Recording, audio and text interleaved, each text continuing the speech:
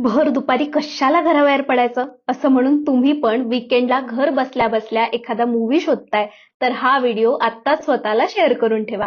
मराठी चित्रपट आहे, नाव April May 99. आपण जसं जसं मोठं होत जातो तसं उन्हाळ्याची सुट्टी, मामा मावशीच्या घरी राहायला जाणं तितकंच मागे पडत जातं.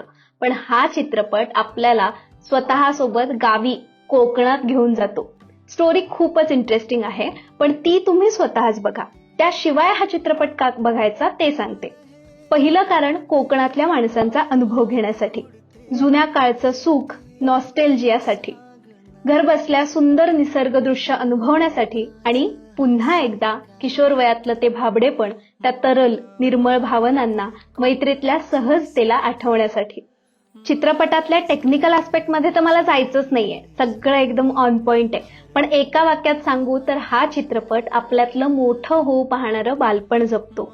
पुन्हा एकदा आपल्याला आपल्या आजीच्या उबदार कुशीत घेऊन जातो. म्हणून नक्की पहा, स्वतः अनुभव घ्या. April May 99.